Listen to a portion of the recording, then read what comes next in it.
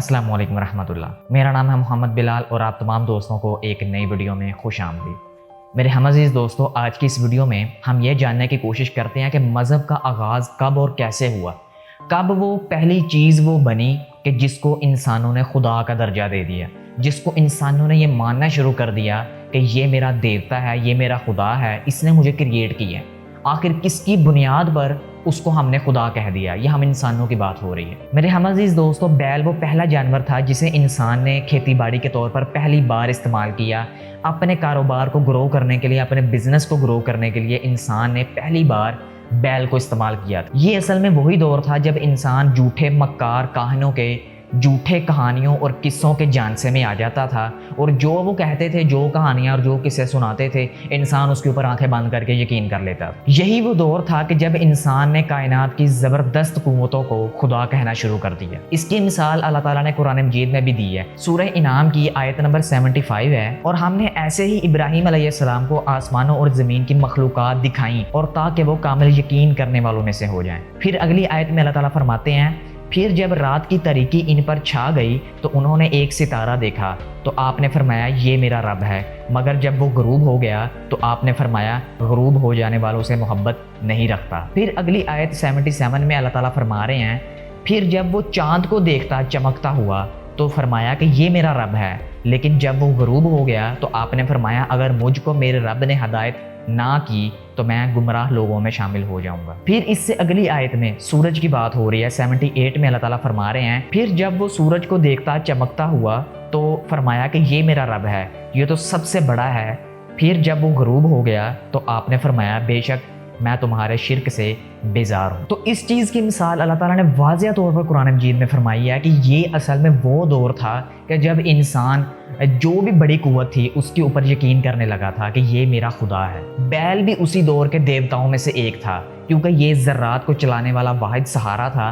तो लोगों ने समझा कि ये हमारे खाने का या हमारे ज़िंदा रहने का सबब बन रहा है, इसका मतलब ये हमारा खुदा है। मिसाल के तौर पर अगर हम ज़िंदगी में किसी भी बड़ी चीज़ को देख लेते हैं कि ये मेरा रिज़्क़ का ज़रिया बन रहा है, ये इंसान मेरी बेहतरी का ज़रिया बन रहा है, या वट एवर कोई भी चीज़, तो हम उसको एक अलग इज़्ज़त देना शुरू कर देते हैं कि नहीं यार, ये जो इंसान है या ये जो चीज़ है ये मेरी ज़िंदगी में एक अलग वैल्यू रखती है, तो हम उसको एक अलग ही, सारे लोगों से अलग इज़्ज़त देना शुरू कर देते हैं। तो यही वजह है कि उस दौर में इंसानों ने गाय और बैल की बेपनाह पूजा की। तारीख से साबित होता है कि बाबिल, मिस्र, ईरान और हिंदुस्तान ये वाहिद 4 ममालिक थे, बहुत बड़े बड़े कंट्रीज़ थे जिनके अंदर बैल को और गाय को बहुत बड़े देवता के तौर पर माना जाता। ये असल में इंसान की नासमझी का ज़माना था। इसके अलावा अंबिया अलैहिस्सलातु वस्सलाम उस दौर में आते रहे और वो इंसान को जो गैर शऊरी तौर पर हर चीज़ पर यकीन करने लगे थे कि ये मेरा खुदा है, ये मेरा खुदा है, तो अंबिया अलैहिस्सलातु वस्सलाम का यही काम था कि उनको हक़ का रास्ता दिखाना कि ये तुम्हारा खुदा नहीं है। उस दौर में इंसान ने अपने शऊर का गलत इस्तेमाल करना शुरू कर दिया था। तो अंबिया अलैहिस्सलातु वस्सलाम का असल में यही काम था कि इंसानों को ये दिखाना, ये समझाना कि अपने शऊर का सही इस्तेमाल करो, अपने शऊर को हक़ के रास्ते पर इस्तेमाल करो। ये खुदा नहीं है जिनको तुम मान रहे हो, ये पत्थर वो देवता का मुकाम नहीं रखते जिनको तुम देकर बैठे हुए। इसके बावजूद कि उस दौर में बहुत सारे अंबिया अलैहिस्सलातु वस्सलाम आए, लेकिन इंसानों की बढ़ती हुई आबादी की वजह से ये जो फितना था बैल की पूजा करने वाला, बैल को खुदा मानने वाला, बैल को देवता मानने वाला, ये बहुत तेज़ी से फैलता गया और उस दौर में इस कदर आबादी बढ़ गई कि वो नाकाबिले कंट्रोल हो गई। तो अंबिया अलैहिस्सलातु वस्सलाम को अल्लाह ताला ने जितना हुक्म दिया था वो उतना आगे पहुंचा देते थे। और इसके अलावा सबसे अहम बात कि उस दौर में जज्बा जिन्स जो इंसान के फितरत का अमल है, उस दौर में सबसे ज़्यादा अगर गलत इस्तेमाल हुआ है तो ये कहना गलत नहीं होगा। असल में होता ऐसे था कि इंसानों की जो अकल थी वो तो मर चुकी थी, अपने शऊर का तो वो इस्तेमाल कर नहीं रहे थे। तो वो क्या करते थे कि अपनी औरतों को और ख़ुद को इन बड़े बड़े जो काहिन थे, जो कहानियाँ किस्से सुनाने वाले थे, उनके पास लेके जाते थे और वो जो कहानी किस्सा सुनाते थे वो मर्द अपनी बीवियों को उनके हवाले कराते थे या अपनी बहनों को, बल्कि उस वक्त बहन बीवी का तो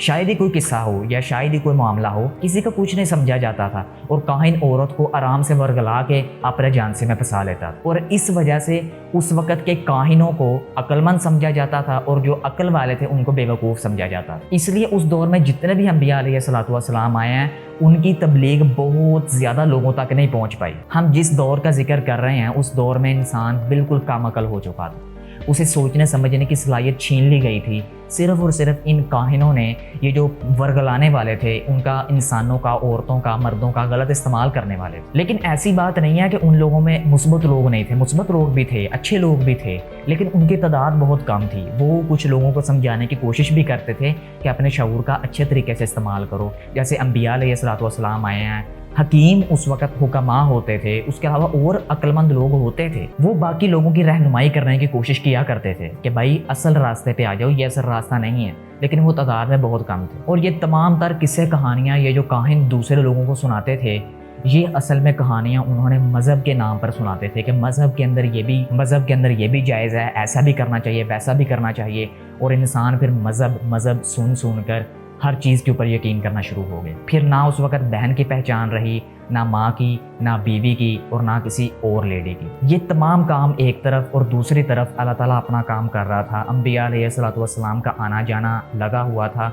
अंबिया अलैहिस्सलाम आ रहे थे और लोगों को अपना पैगाम, लोगों को अल्लाह का पैगाम सुना रहे थे।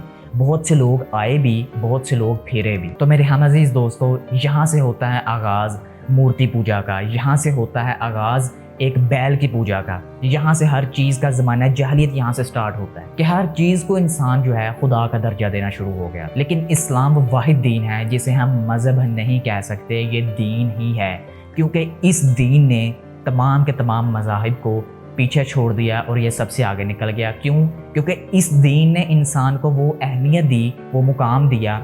इस दीन ने इंसानों को ये सिखाया कि अपनी अकल का और अपने शऊर का कैसे तुम इस्तेमाल कर सकते हो सही तरीके से। अल्लाह के नबी सल्लल्लाहु अलैहि वसल्लम के आने का इस दुनिया में मकसद भी यही था कि ज़माना जाहिलियत को ख़त्म करना।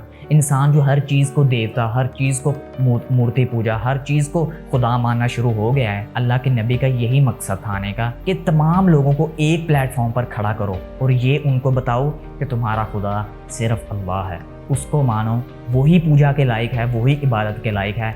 उसके अलावा इस पूरी कायनात में कोई एक ऐसी चीज़ भी नहीं जो इबादत के लायक हो। तो अल्लाह के नबी ने अपना मिशन पूरा किया और इस दुनिया फ़ानी से रुखसत हुआ। तो उम्मीद करता हूँ आज की ये वीडियो पसंद आई होगी। वीडियो को लाइक, चैनल को सब्सक्राइब और शेयर करना मत भूलिएगा। Thanks for watching this video. अल्लाह हाफिज़।